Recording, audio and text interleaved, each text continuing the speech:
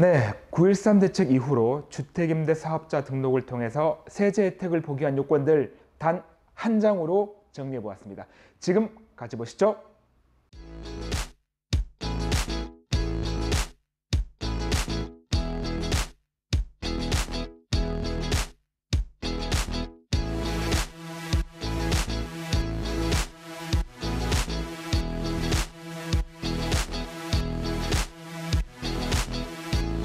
네, 부동산을 요리하는 남자, 부동산 셰프 박찬호입니다.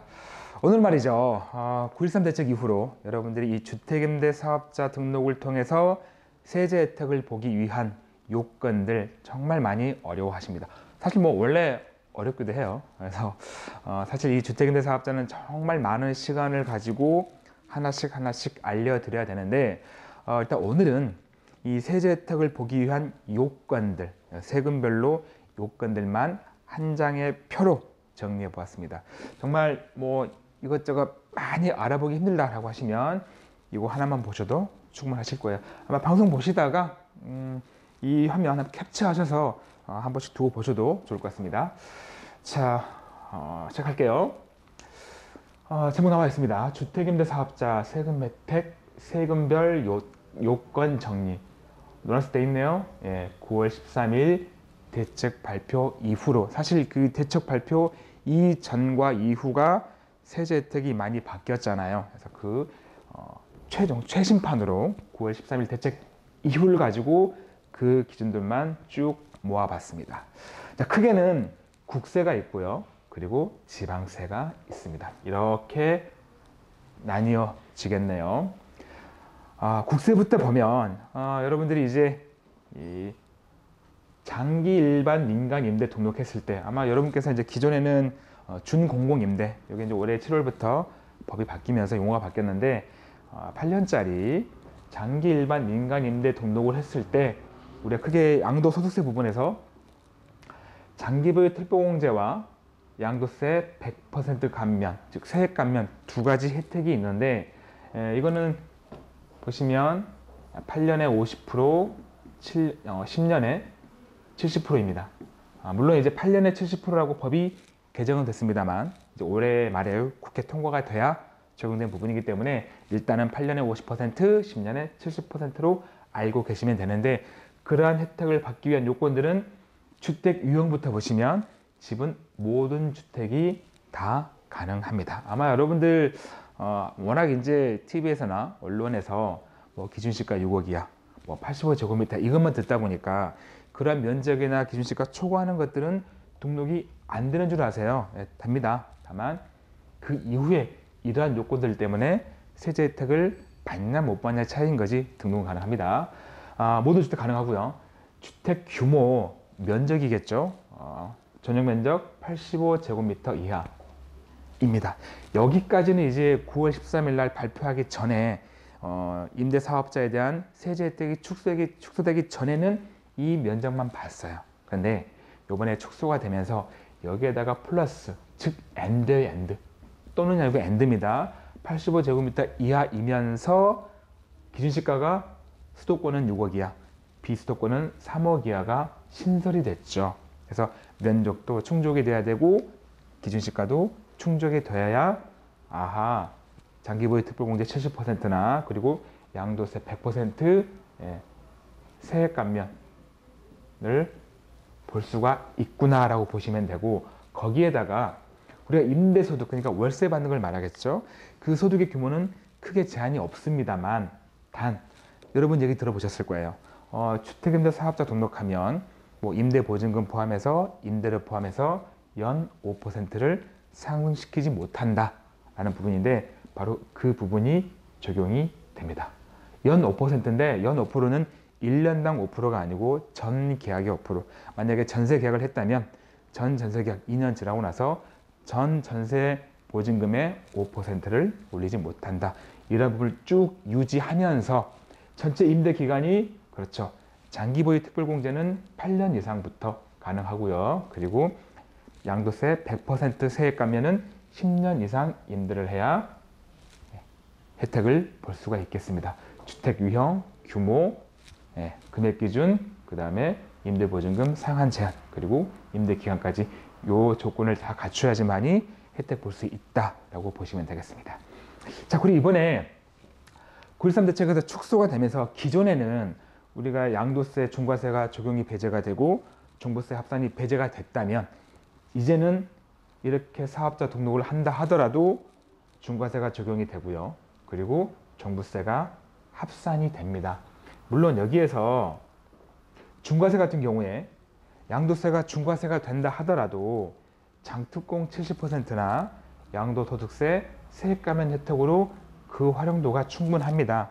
무슨 뜻이냐면 장특공 70% 같은 경우는 우리가 세율을 곱할 때 우리가 과세 표준이 있어요. 전체 차익에서 쭉 이거 공제하고 공제하고 쭉 빼고 했을 때 그 과세 표준을 계산할 때 이 70% 차익에서 70%를 공제한 다음에 세율을 곱하기 때문에 과세 표준이 확연하게 줄어들고요. 그리고 양도세 100% 세액 감면 같은 경우는 세금 계산을 다 하죠. 그래서 예를 들어서 세금이 1억이 나왔다. 양도세가. 그러면 이 금액은 다 100% 감면이 되고요. 감면되면 우리가 보통 100% 세액 감면과 우리가 이 비과세를 일반인 분들은 같다라고 생각하시는데 좀 다릅니다. 비과세는 전혀 세금을 안 내는 거고 100% 세액 감면은 이 세액 감면된 금액의 20% 2천만 원을 농어촌 특별세, 농특세로 내게 되어 있죠. 그래서 어쨌든 과세 표준을 아주 적게 받거나 적어지거나 아니면 다 낸 금액에서 20%만 내면 되기 때문에 중과세가 된다 하더라도 주택임대 사업자 등록하시면 양도세 부분에서 많은 혜택을 볼 수 있다라고 보시면 되겠습니다. 다시 종부세예요. 합산됩니다. 자, 이 부분은 이제 우리가 합산되면 이제는 공동명의를 잘 이용하시면 돼요. 부부간에 공동명의로 등록하셔서 구입하시고 마찬가지로 주택임대 사업자도 공동명의로 하시게 되면 기준시가 합산액이, 왜냐하면 종부세라는 건 부부라 하더라도 남편분이 가지고 있는 집 따로, 아내분이 가지고 있는 집 따로 인별 합산 세무이기 때문에 따로 기준시가를 합산하면 합산세액이 줄어들어서 종부세 부담이 줄어든다는 것, 이렇게 이용하시면 되겠습니다. 자, 그리고 이제 소득세 부분이에요. 우리가 사업자 등록하시면 그리고 내는 소득세도 감면을 해줍니다. 마찬가지로 모든 주택 가능하고요. 그리고 면적 기준은 전용 면적 85제곱미터 이하, 거기에다가 수도권이 아닌 수도권 외에 있는 읍면지역은 전용 면적 100제곱미터까지 허용을 해줍니다. 그리고 주택 가액은 여기는 이제 조금 양도소득세가 조금 차이는 있습니다. 양도세 같은 경우는 수도권은 6억 이하, 비수도권은 3억 이하인데 임대소득세 부분에서는 전국 통틀어서 기준시가 6억 이하면 되겠고요. 월세에 대한 어떤 임대소득 규모도 제한은 없습니다만 소득 자체를 현행법상 2019년 12월 31일 소득분까지 내년까지 받은 월세 부분에 대해서 그 부분에 대해서 감면을 해줍니다. 우리가 4년짜리 단기 민간 임대라면 30%, 여러분이 잘 알고 계시는 8년짜리 장기 일반 민간 임대라면 75%까지 감면을 해주겠습니다. 4년짜리는 4년 이상 임대하시면 되고요. 8년짜리는 8년 이상 임대하시면 되겠습니다. 그래서 주택 이용과 규모, 가액, 소득 규모, 임대 기간 잘 참고하시기 바라고요. 자, 이번에는 이제 국세가 끝났어요. 이번에는 지방세입니다. 자, 혹시 지금까지 들은 내용이 조금 어려우시다라고 하시면 사실 한 장의 표를 정리했기 때문에 이 표를 지금 제 얘기를 듣고 한 번에 이해하실 정도라면 어느 정도 이 주택임대 사업자에 대해서 좀 이해도가 있으신 분들일 거예요. 근데 혹시 좀 이해가 힘들다라고 하시면 또 저희 대표님께서 이 사업자에 대해서 올려놓은 영상 많이 있죠. 영상 보시고 저도 추가적으로 특히 이 장기부유 특별공제와 세액 감면 부분은 제가 별도로 다시 비교를 해드릴 거예요. 그래서 한 번 더 참고로 이후 영상 보시면 되겠습니다. 자, 지방세 부분이에요. 사실 지방세 같은 경우는 여러분들이 좀 많이 알고 계세요. 취득세 감면 받는다더라, 재산세 감면 받는다더라 많이 알고 계시고, 더구나 취득세 같은 경우는 200만 원을 초과하면 15%를 최소 납부하기 때문에 85%만 감면 받는다더라. 재산세 마찬가지로 재산 세목이 50만 원을 초과하면 당연히 15%를 내기 때문에 85%만 감면받구나 많이 알고 계세요. 그래도 한 번 더 언급해 드릴게요. 자, 주택 유형을 보시면 공동주택입니다. 단독이나 다가구가 아니라 공동주택만 되는구나. 물론 여기에는 오피스텔도 들어갑니다. 단 오피스텔은요, 주거용 이하하고 전용면적 85제곱미터 이하만 등록할 수 있고, 취득세 감면은 우리가 일반적인 경우는 60제곱미터 이하만 감면받고요. 85 이하, 그러니까 60에서 85제곱미터 이하는 여러분들 방송 보시는 여러분들 일반적인 경우가 아니라 우리가 이렇게 한 20개 이상 한꺼번에 구입해서 사업자 하신 분들, 아니면 20개 이상을 가지고 있는 주택을 20개 이상 가지고 있는 분이 추가로 하나 구입할 때 그때 적용을 해줘요. 그러니까 일반적인 경우는 그냥 60제곱미터 이하만 되는구나 라고 이해하시면 되고요. 주택가액은 특별하게 제한이 없습니다.